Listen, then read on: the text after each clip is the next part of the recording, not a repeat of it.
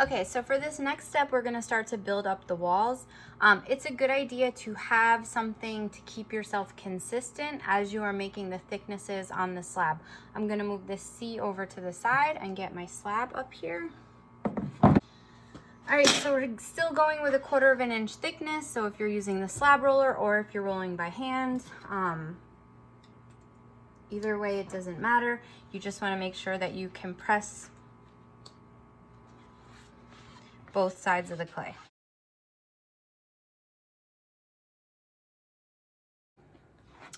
For this particular slab, you need it to be as thick as whatever it is you decide to build up your walls. I'm going to be using the thickness of a ruler. Pick something, keep it consistent, know what you use, remember what you use, so that way if you don't finish in one period, you can come back and cut pieces out the next day. So I'm gonna be looking to cut pieces that are this thick. As far as long goes, it doesn't matter because I'm not gonna have a piece that's long enough to reach around the whole entire letter anyhow. So I'm going to have to piece pieces together as I go.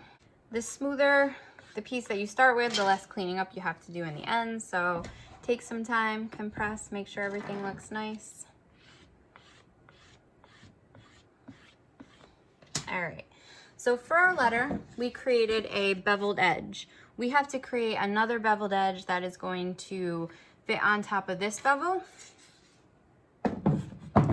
So when you go to cut out your thickness,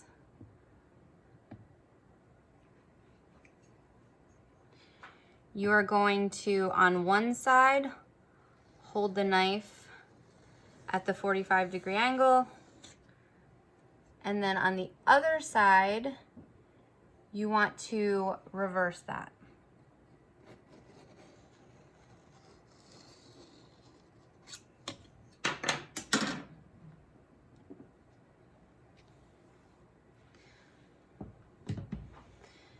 So now you should have a piece of clay that has beveled edges on both sides. I'm gonna bring my C back over.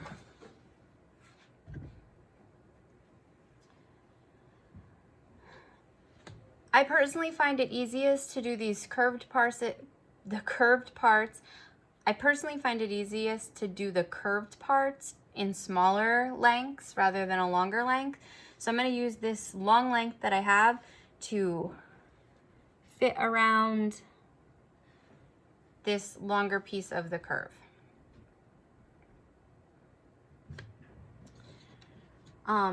Before I start to attach, I'm going to slip and score. So I'm just going to put some slip. My clay, your clay, our clay should be pretty wet. So I'm just going to put some slip on the edge and then add some score marks. And I have a bunch of slip on the end of my serrated rib, so I'm just going to go ahead and put it along the edge of here.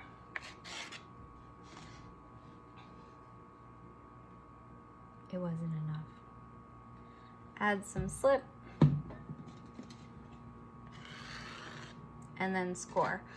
The inside of the piece, nobody's ever gonna see. The outside of the piece, people will. So I wouldn't really worry about too much of what's happening on the inside. We're gonna add some coils to help strengthen the wall and also allow us to have extra clay so that if we want to refine the edges, we have a bunch of clay that we can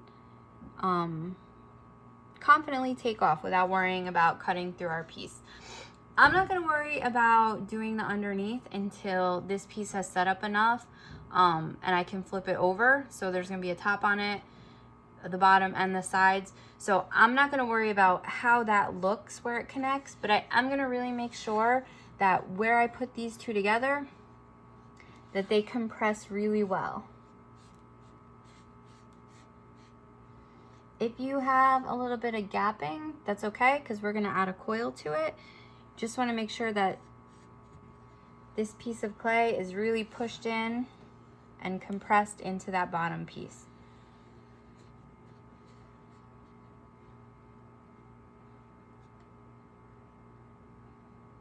I find it really helpful to take a paintbrush. Notice that my paintbrush is clean. It is not covered in a bunch of slip. At least not yet. Take a paintbrush and just really go over that where they connected together to make sure that they are really compressed together. If you do not compress them, and compressing just means pushing the two pieces of clay together so that they are really stuck. If you don't compress them, possible outcomes will be your piece will crack and come apart. So if you don't want that to happen, make sure you take the time to compress and make sure that they are really attached. All right, so I'm happy with that. I'm gonna keep going around the rest of the piece in the same way. You will notice that the last piece that you cut left a beveled edge, so work from that instead of doing both sides. So I'm just gonna line my ruler up on the flat part, so right where it starts to slope. I'm stuck. I'm gonna line up. And then I'm going to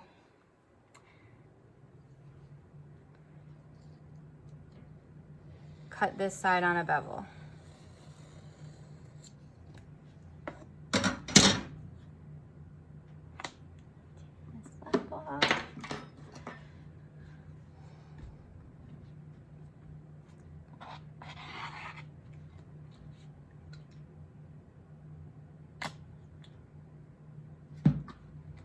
So I'm just gonna add slip and score. Bring my letter back up.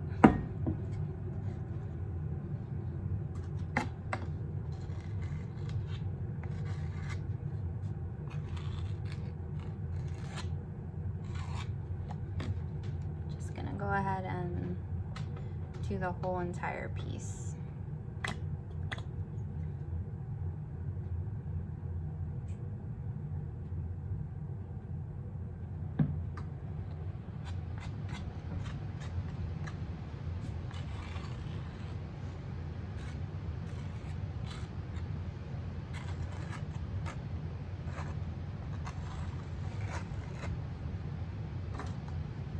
All right, I'm gonna attempt to get this piece to wrap around this edge curve. If you're struggling, before I do that,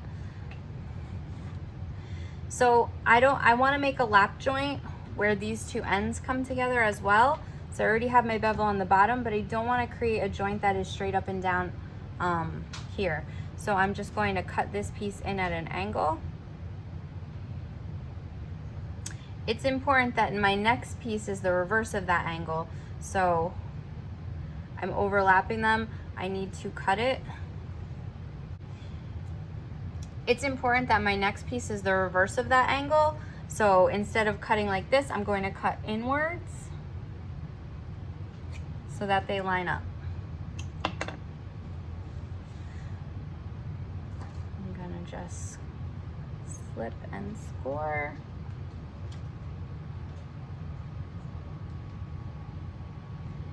And then start to put it all together.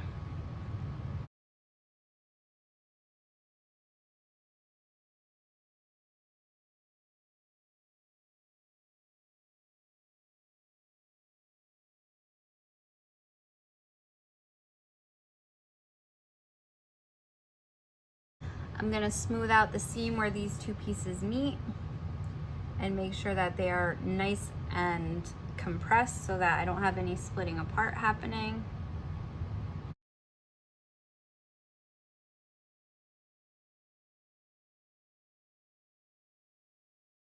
I'm gonna push into the bottom.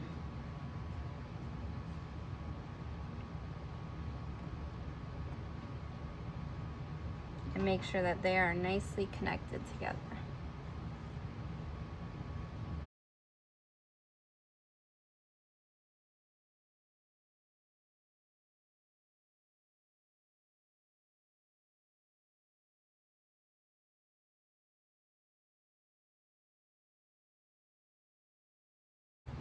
All right, I'm just gonna continue going around the rest of the piece.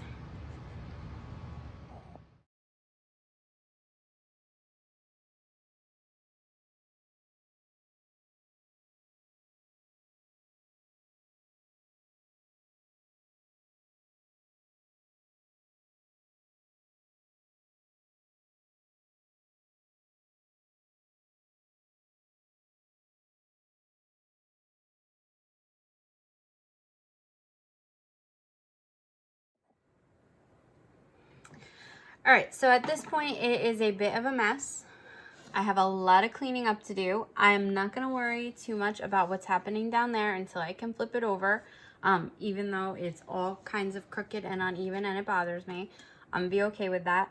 What I'm gonna do right now is I'm gonna make sure that every place is connected at the base by using my paintbrush to make sure that it is compressed and connected.